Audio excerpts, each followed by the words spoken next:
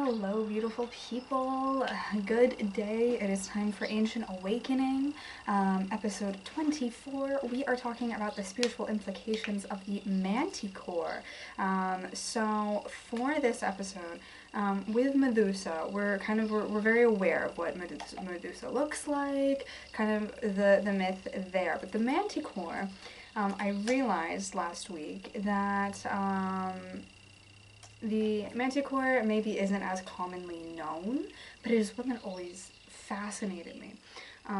So I want to pull up a picture of the Manticore, and then we're going to talk about the spiritual implications, because I'm going to pull up mythic examples to discuss. Now, I did have journal prompts with last week, so which I very very hesitantly remember. So let me see if I can find them. I very hesitantly remember, which I'm struggling to remember, is what I meant to say. So let's see if I can find it. Here we go. So I have what might a fear be trying to protect me from? Okay, because I wanna delve into this the prompts from last week first, right? So because the Manticore itself, like why I wanna start with this prompt is because for the Manticore, right? Let's show a picture of the Manticore first. I'll try and put it on the screen here if I can, but I will also just pull up an image on the computer and see if I can make it work. But we have, I don't know how I'm gonna be able to do this. Let's see. Maybe it's not gonna be the greatest, but we have the Manticore right there. So it's a, we need the description. It is a legendary creature from ancient Persian mythology, but it has myths in Greek mythology. So I want the one specifically with Greek mythology. Specifically, because I don't know if that image was more the Persian one or the Greek one.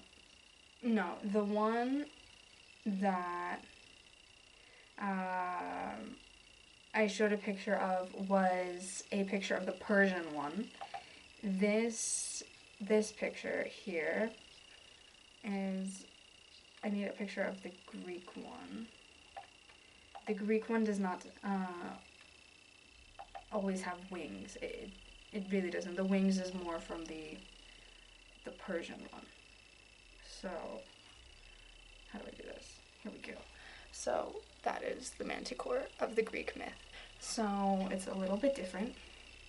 The Manticore is a legendary creature from Greek mythology, often depicted as having the body of a lion, the face of a man, and a scorpion's tail. It is described as a man-eating monster that originated from Persian mythology, where its name derived from the Persian word for man-eater. The Manticore associated with warrior heroes and mythical beasts, marking its significance in ancient tales. Its fearsome appearance and deadly nature made it a notable figure in multicultural legends of ancient times. So now, going to the journal prompts from last week, I want to start with the one about fear because the Manticore is definitely something in mythology that they're afraid of, right? So what's interesting is that what we fear teaches us a lesson about ourselves, right? And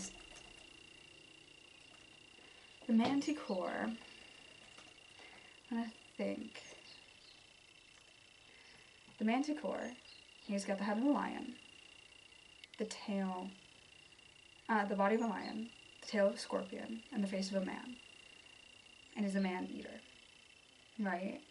So, I want to find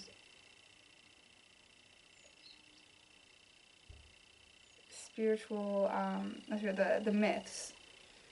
So first, we think of what we fear is typically something that could kill us, that could hurt us, that could end our lives. That's typically what fear is rooted in. Everything we are afraid of is rooted in a fear of death, essentially, right? Because what are we afraid is going to happen? Death. Or pain or suffering, right? The Manticore is a very clear, and also the Gorgon. This is something that's going to cause pain and suffering. Like the Gorgon would freeze you, you turn to stone. Your organs, your body turns to stone. You're paralyzed. You can see things happening around you in some interpretations, but you cannot do anything about it. Out of control, life out of your control, that's a pain. That's like a mental and emotional pain as well as physical. And then you think, with the Manticore, that's physical pain. That's something.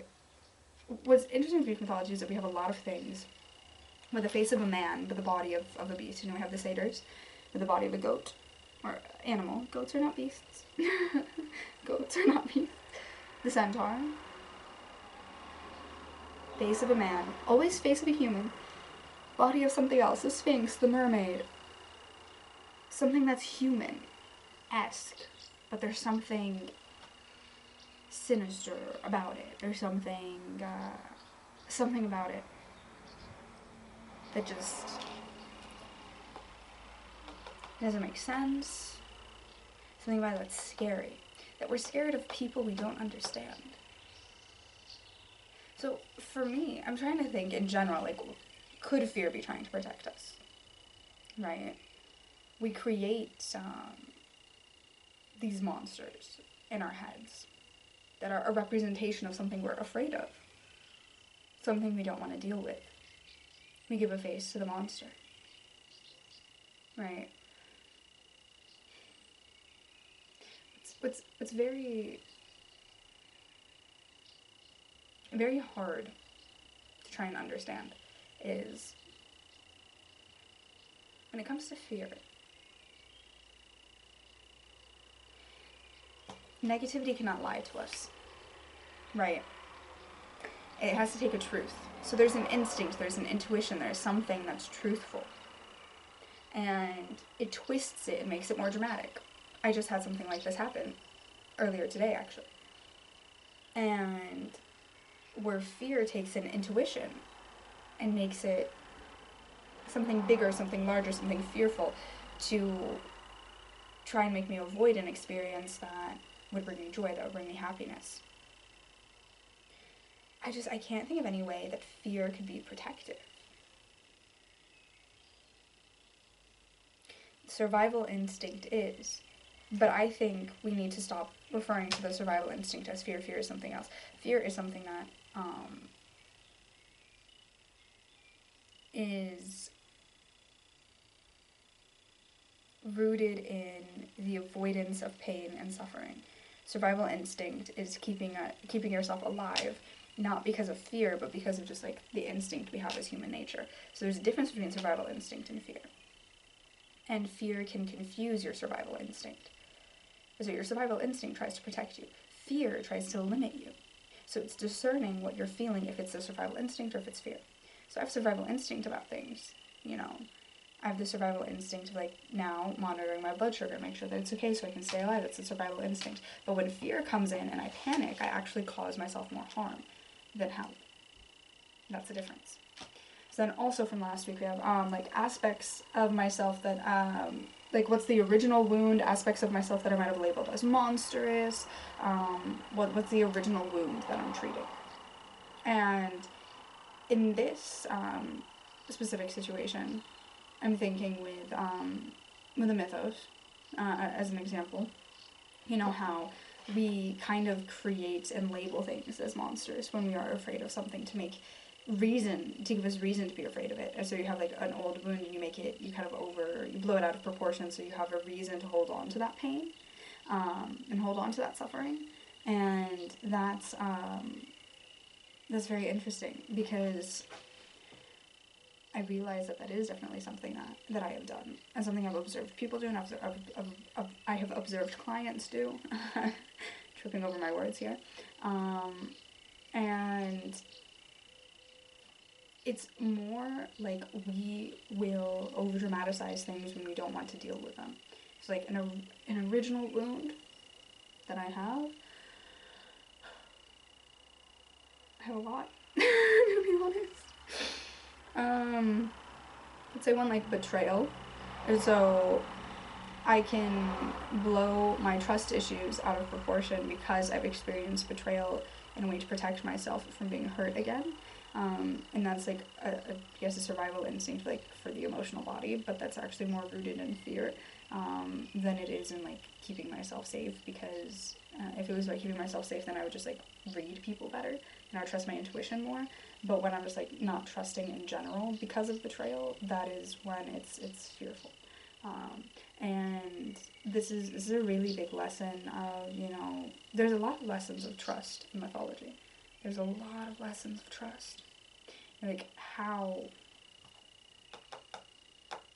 being too naive can be detrimental, like Persephone being too naive, right?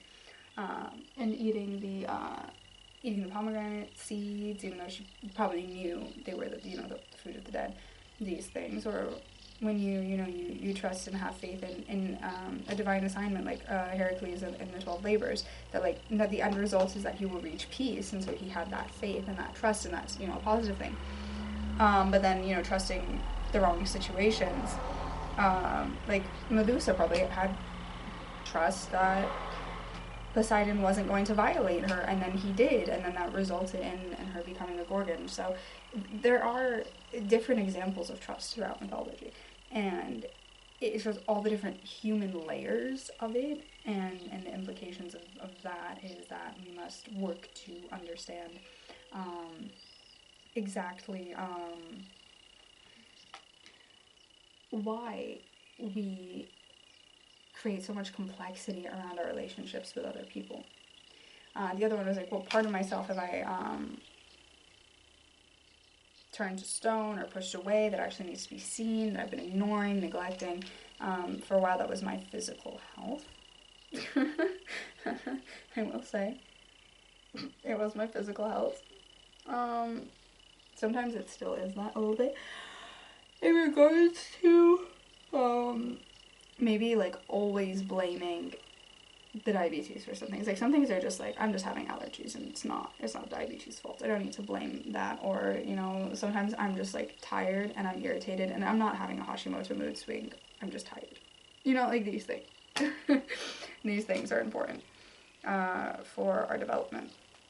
So next with the Manticore, so we're segue back to the Manticore.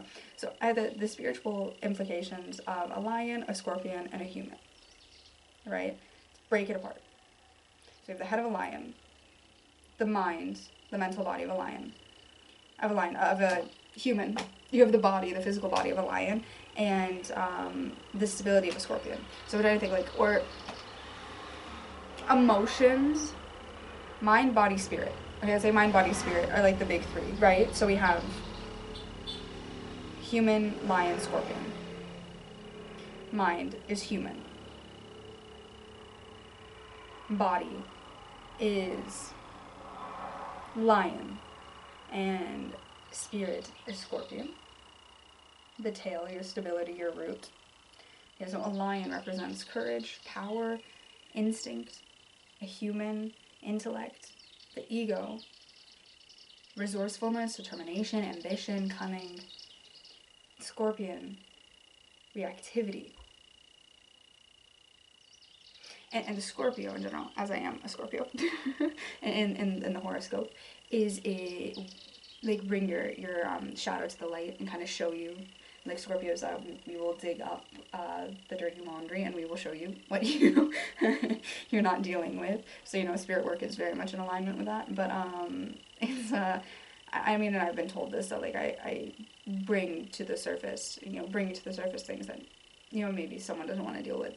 Just even casually in relationships, I would just call out things and someone just might not be ready to deal with it, and sometimes they don't always have that awareness that they don't want to deal with it, because I just always digging up my own dirt and showing it to myself, as a Scorpio would, do. Yeah, we can also, like, the scorpion can be, like, venomous, like, with the words, like, not meaning to be hurtful all the time. And, like, I don't take it personally when it is to me, because this is, how I see things. If someone is calling out something, unless it's, like, so deep that I'm ignoring it, and, like, that hurts. It's not fun to be on the other end of that.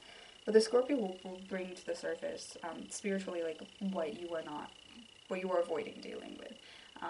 And it might be a little bit painful, but you have to. You have to deal with it, right, to move forward. So I think, okay, we have mind, body, spirit. So mind of the human, body of the lion, our solar plexus. The lion group soul is connected to the solar plexus. So is our power, our strength, our instincts, our intuition. The human head is the intellect, the lion body, the lion heart is the intuition. The Scorpio is like cause and effect. So the Manticore could really be representing cause and effect. Because you have a man-eater with a human head. I'm also now trying to think, like, why, as a child, because I've been exposed to mythology my entire life and study mythology, like, why do I find the Manticore so fascinating? Like, I don't know why, but it's always, like, the monster that I think of. Because I think that there's something ironic and paradoxal about the fact that the Manticore is a man-eating human. I mean, it's not a human, but it has the face of a human. And then I wonder, because there's so much shape-shifting in mythology, does it have a face of a human, or would humans see it with the face of a human? Because in the Persian images, it's more a lion's head than it is a human's head, necessarily. So why, in the Greek interpretation, it has more so the face? No, some of the Persian also has the face of a human as well. But I'm seeing more, because the Persian seems to have wings as well.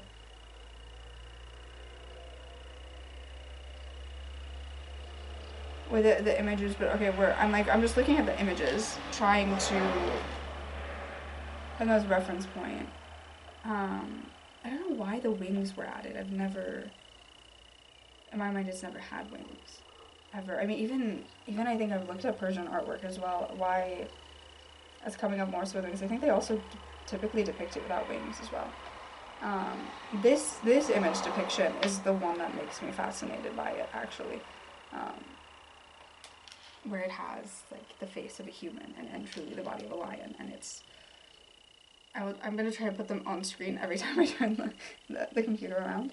I'm going to try my best, but it's very paradoxal. It's a man-eater with the face of a man. It's like, humans, we are our worst enemy.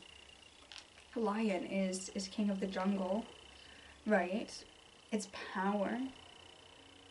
We are afraid of those in power, and we are afraid of the things that we ignore. So it could very well be a representation of fear. We're afraid of each other. We struggle to find unity with each other because we can very easily hurt each other, especially humans in positions of power, that they reflect to us that which we do not wish to acknowledge within ourselves, right? The Manticore has the cleverness of a human, the power and presence of a lion, and the ability to harm, deadly harm, like a scorpion. This is kind of related to shadow self as well. And this is fitting my theory that the monsters match the shadow self. So what I have written down from my mythos notes is that the myths emphasize the Manticore's unsustainable appetite for human flesh, and its ability to lure people into danger. Travelers, specifically, so people who are on journeys. People taking a risk to travel. Fear of the unknown when crossing new lands. The fear of the unknown when crossing new lands, because it goes after travelers. It has a desire for human flesh. It's like an untrustworthy human. Betrayal.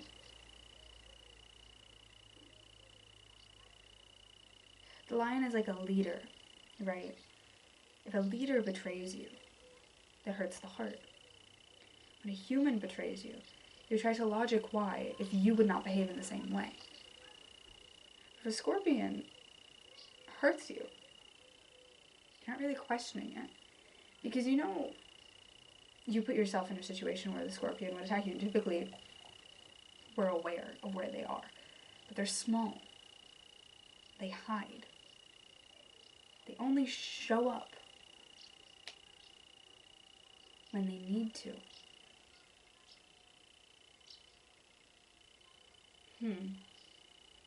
Self-sabotage. Destructive patterns, fear, cycles. Can represent with yourself.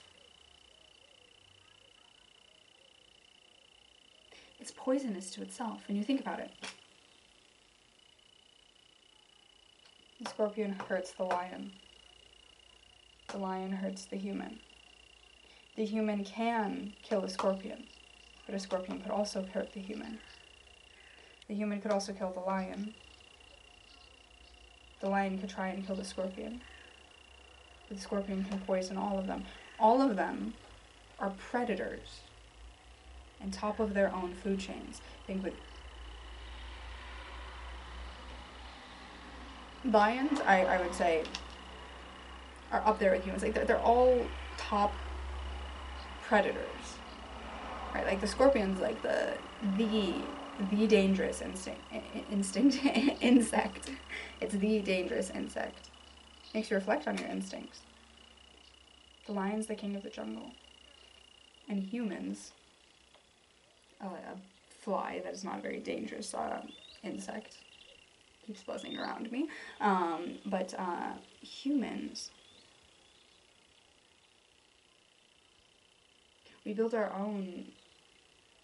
We don't have the food chain structure, but we have the social hierarchy. I mean, it's a representation of these powerful things. Do you think all of these people, lion, snakes, if they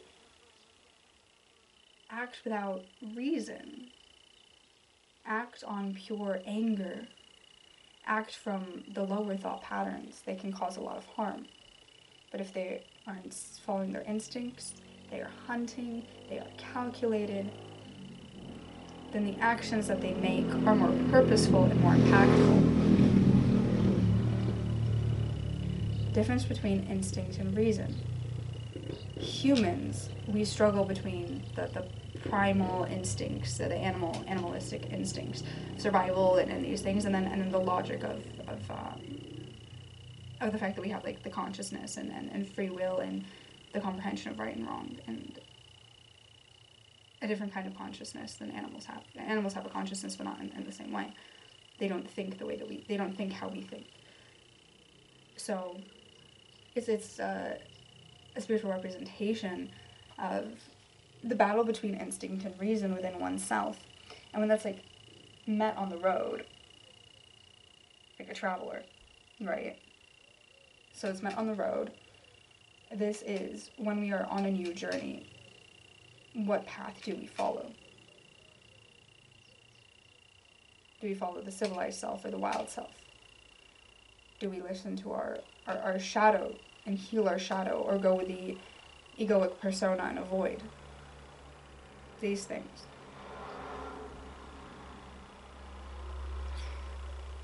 So I have a note that the Greeks placed the Manticore in the same category as the Chimera and other hybrid creatures that reveal the chaos of an unintegrated psyche, when there is a mesh of so many different things together, when they blend together, the symbolism is a bit deeper. Also, the chimera is pretty fascinating to me as well, but it's a little different. So, also, we have in the mythology with the Manticore, we have the giantomancy, the chaos versus cosmic order. Later Greek mythographers placed the Manticore among the monstrous forces aligned with the giants, the cosmic battle between order and chaos. So, what this can represent is, like, spiritually, the Manticore is placed in, like, the war of the giants, because there was also the Titanmancy, right? So, like, the different wars. It can represent, because it's the things on a larger scale, not as large as Titan, but on a larger scale. Resistance of growth.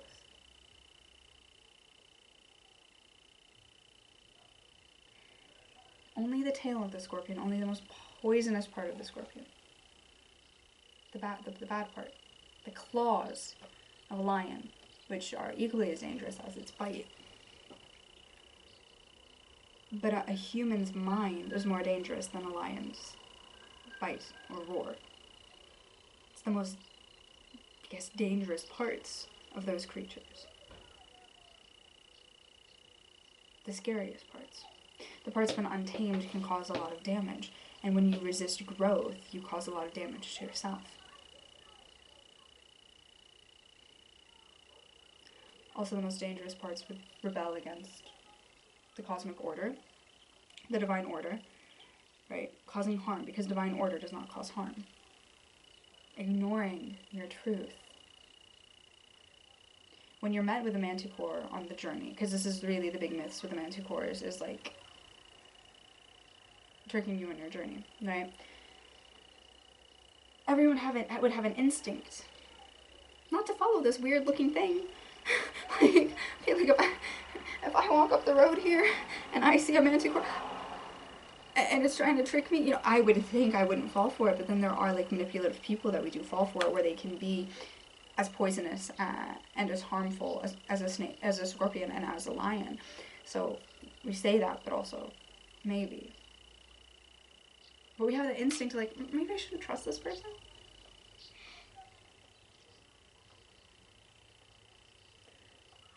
Maybe I shouldn't trust this person. Maybe I shouldn't trust this situation. Maybe I shouldn't follow it. But all the travelers that fall victim to the Manticore ignore their intuition. So the Manticore can represent a test of one's intuition. A test of a threshold. So could they represent something forbidden, a path we're not meant to go on? They lure you down a path you're not meant to go on. Test whether you will follow the conscious fear or the unconscious intuition. Test your instincts. Test your boundaries. Test if you trust who you are. Or you fall to fear, because you could go with the logic that, like, those who follow the Manticore are, like, afraid that it will hunt them down if it doesn't, like, they could be manipulated because the Manticore makes false promises.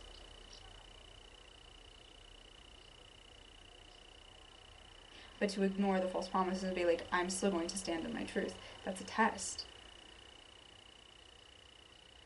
So not necessarily the Manticore is evil, but it represents a test that we must go through in our shadow work.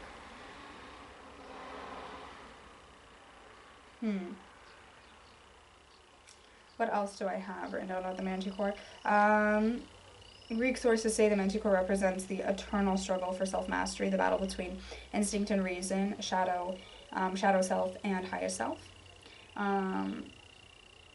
So the Manticore can represent humans. Our instincts come through from our words, right, most of the time. The scorpion, the tail, the lion will, I don't know what that motion was, but will lunge with its claws, followed by its mouth. But instincts, I mean, he hunts with his paws mainly as well. I just think of, like, the visual of, like, a lion sitting and laying in the grass and something small runs past, like a scorpion, and uses his claws. Your instincts represents the instincts. You cannot erase them. You can't avoid the shadow. The Manticore is there. It's always going to be there. You can't avoid the shadow. And you can't avoid your wounds. Okay, the instinct is the lion, the shadow is the human, the wound is the scorpion? No. Yeah, the shadow is the scorpion, the wound is the human, and the instinct is the lion. No, you can't outsmart your wounds, human, right? You can't silence your shadow.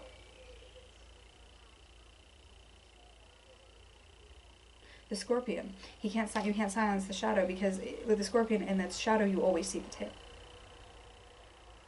right? With the lion, you can't kill your instinct. The body of the lion, this is like the big thing. You cannot kill your intuition.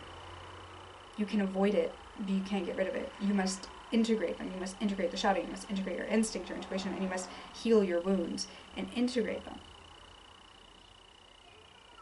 You must understand them. The Manticore represents the misunderstood parts of the human. So,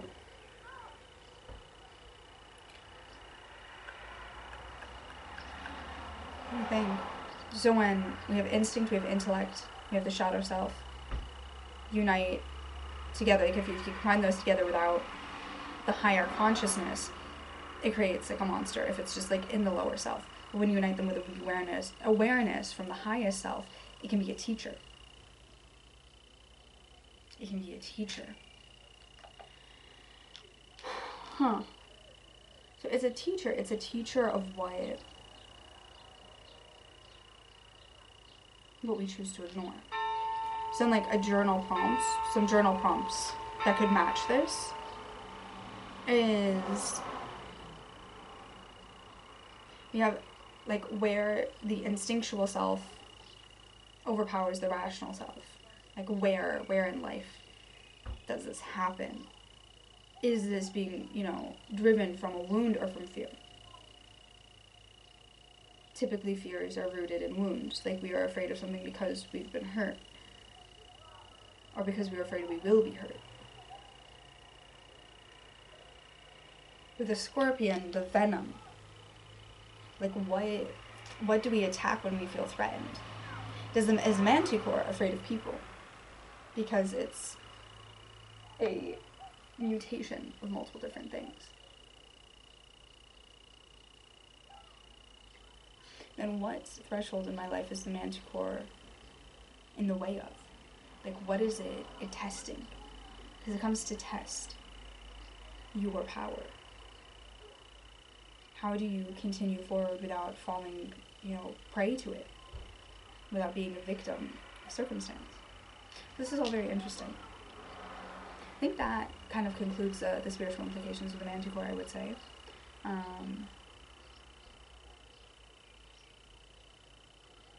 So what it is it is a representation of the things that we ignore on the spiritual journey, and that if we keep avoiding and ignoring them, we will fall victim to them and end up on a path that we're not meant to be on and stuck and dead or whatever, But if we face it head on and we challenge it and we stand in our power and avoid fear, then we can move forward to our final destination, which is the path of ascension. That is a spiritual implication. So how can we face our inner Manticore on our spiritual journey? And that is what I'll leave you with. Not quite sure what the next week's episode will be, but I want to keep the theme of monsters. Maybe we'll go Chimera and see what we can find. Until then, I send inspiration your way to keep seeking ancient awakening and wisdom by looking at the lessons that the ancient ones have left for us. Goodbye for now.